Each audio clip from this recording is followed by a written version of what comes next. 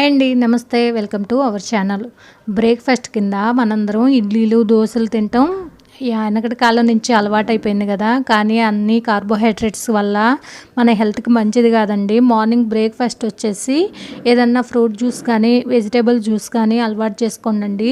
హెల్త్కి చాలా మంచిది. ఒక పూటైనా మనం వండినవి తినకుండా ఉంటాము.